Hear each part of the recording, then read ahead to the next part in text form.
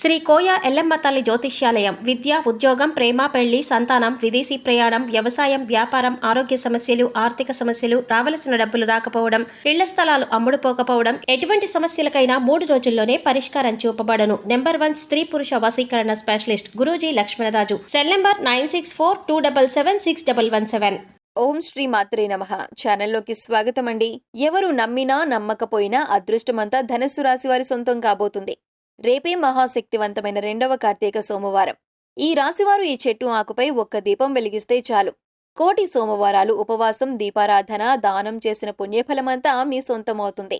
అయితే ఈ రాశివారు మహాశక్తివంతమైన 2వ కార్తీక సోమవారం రోజున ఏ చెట్టు ఆకుపై దీపాన్ని వెలిగించాలి, ఈ విధంగా దీపాన్ని వెలిగించేటప్పుడు ఎటువంటి నియమాలను ఆచరించాలి, అలాగే కార్తీక సోమవారం యొక్క ప్రత్యేకత ఏమిటి, ఈ రోజున ఎటువంటి పనులను చేయాలి, ఏ పనులను చేయకూడదు అనేటటువంటి విషయాలను గురించి ఈ వీడియోలో వివరంగా తెలుసుకుందాం.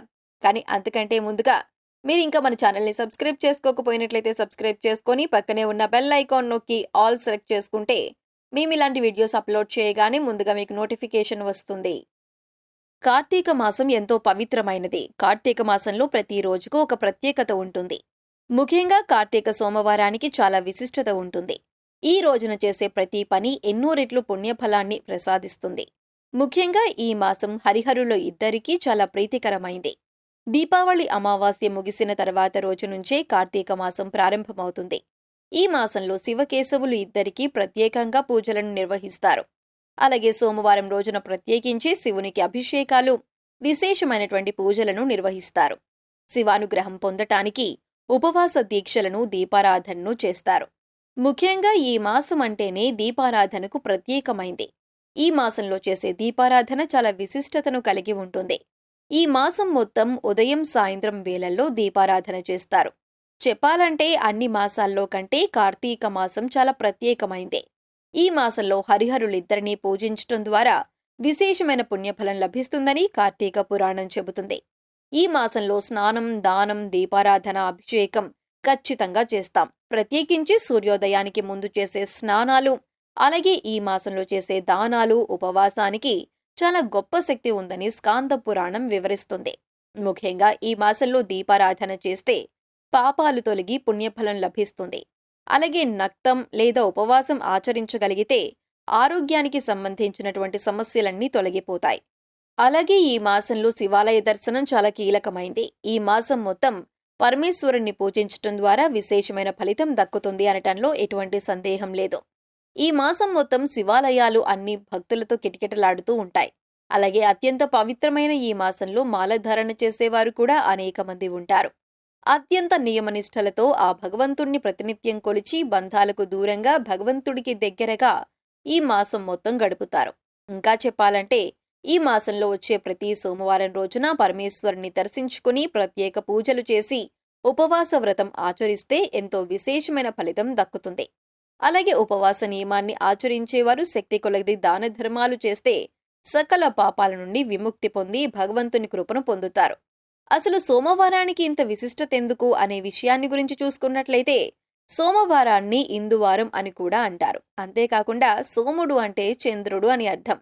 అలాగే సోమ అనే పదాన్ని సో ప్లస్ ఉమా అంటే ఉమామహేశ్వరుడు, అందుకే సోమవారం అంటే పార్వతీ పరమేశ్వరులకు ఎంతో ప్రీతి అని. అలాగే ఈ సోమవారం రోజున విశేషమైనటువంటి పూజలను చేయటం ద్వారా విశేషమైన ఫలితాన్ని పొందుతారని నాంది.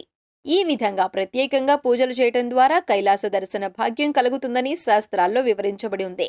అలాగే ఈ సోమవారం సాయంత్రం రోజున సంధ్యావేళలో పరమేశ్వరుని దర్శించుకుని దీపారాధన చేసి అనంతరం పరమేశ్వరుని రుద్రాభిషేకం చేయించి ఈశ్వర వ్రత నియమాలను పాటించిన వారు జీవితంలో ఎన్నో శుభ ఫలితాలు పొందుతారు. ఈశ్వర వ్రతం ఆచరించిన వారికి ఇంట్లో ఎప్పుడూ డబ్బు కొరత, ఆహారం కొరత అనేది ఉండదు. సుఖశాంతులు సిద్ధిస్తాయని భక్తుల ప్రగాఢ నమ్మకం.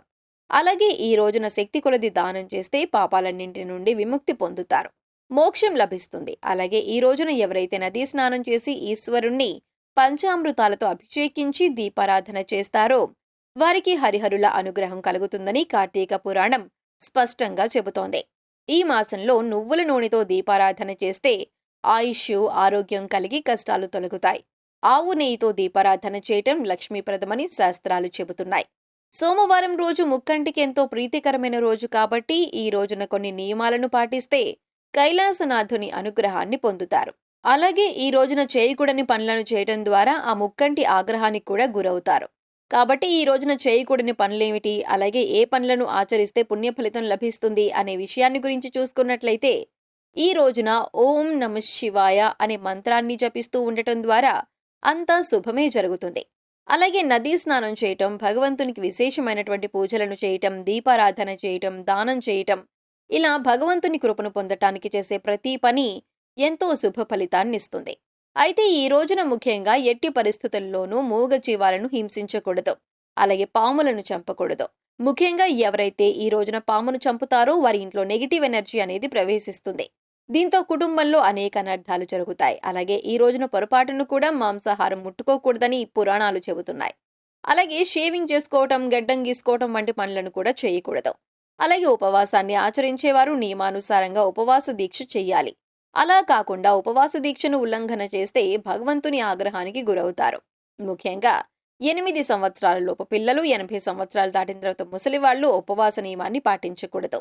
అలాగే అనారోగ్య సమస్యలతో ఇబ్బంది పడేవారు కూడా ఉపవాస నియమానికి దూరంగా ఉండటం మంచిది.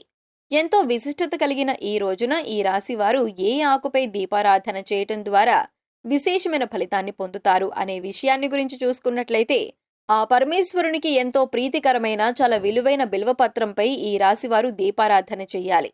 ఈ విధంగా బిల్వపత్రంపై దీపారాధన చేయటం ద్వారా కోటి సోమవారాలు దీపారాధన, దానం, ఉపవాసం చేసిన పుణ్యమంతా వీరి సొంతమవుతుంది. బిల్వపత్రం అంటే శివునికి చాలా ఇష్టం. అలాగే హిందూ ధర్మశాస్త్రంలో బిల్వపత్రానికి ఎంతో ప్రత్యేకత ఉంది. ఈ బిల్వపత్రాన్నే మారేడు దళం అని కూడా అంటారు.